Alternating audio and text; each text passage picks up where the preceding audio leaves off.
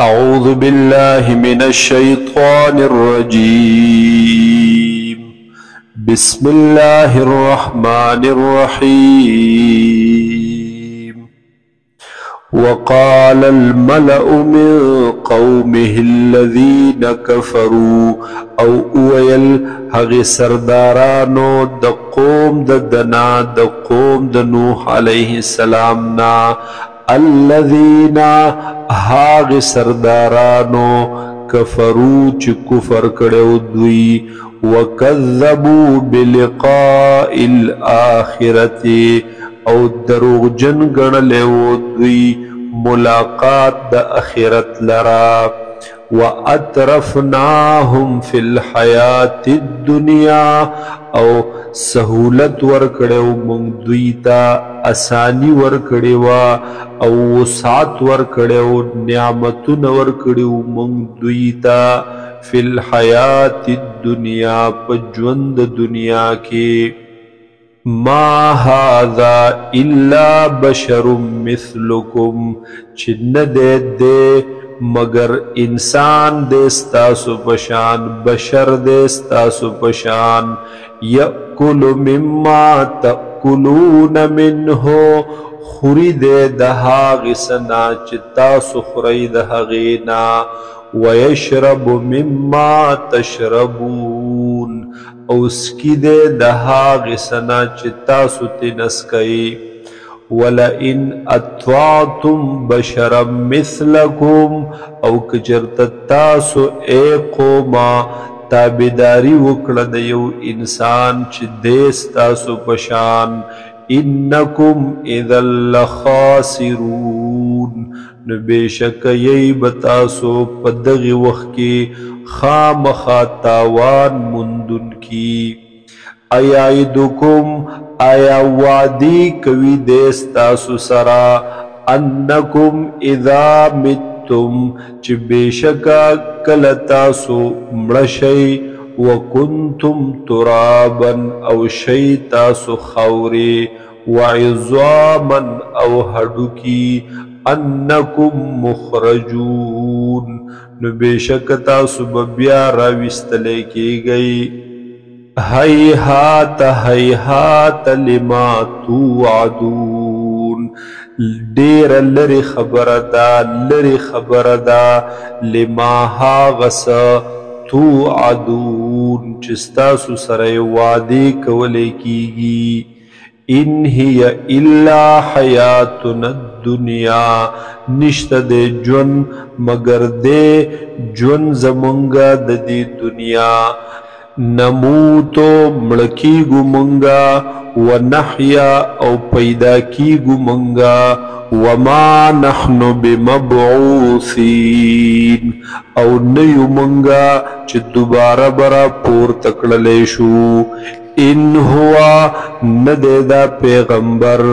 الا رجل افترا علی اللہ کذبا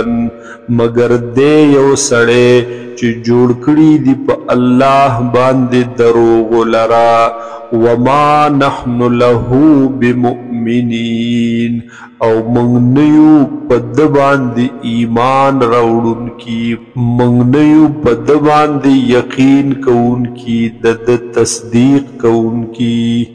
قال رب انصرنی ویل حضرت نوح علیہ السلام اے زما ربا امداد وکی زما بما کذبون پا سبب ددی چی دوی دروغ جن گنی مالرا قال اللہ تعالی اوپرمائل عما قلیل لگوخ پس لگوخ بعد لیسبحن نادمین خام خاو بگرزی دویخ پیمانا فأخذتهم الصيحة بالحق پسونی ولو دوی لرا حق حیبتنا کی چغی بالحق پاغ حق عذاب سرا فجعلناهم غثاء پس من وگرزول دوی لرا خسو خاشاک زر زرا فبعدا للقوم الظالمین پس ہلاکت دے دپار د قوم ظلم کونکو ظالمانو ثم انشأنا من بعدهم بیا پیدا کړل موږ وروسته د دوینا قرونا آخرین قومونو نور لرا پیړو نور لرا ما تسبق من امت اجلها نشی وړاندې کېدلی یو امت د نیټې خپلنا وما یستأخرون او نشی وروستو کېدلی د خپلې نیټې نه ثم ارسلنا رسلنا بیا راولېږل موږ رسولانو خپلو لرا تترا متواتر لگاتار یو بل پسی کلما جاء امت رسولها ہر واری چی براغے یو امت رسول د دوی کذبوہو ندوی بتروغ جن وگنو حغلرا فاتبعنا بعضهم بعضا پس ہلاک کړل موږ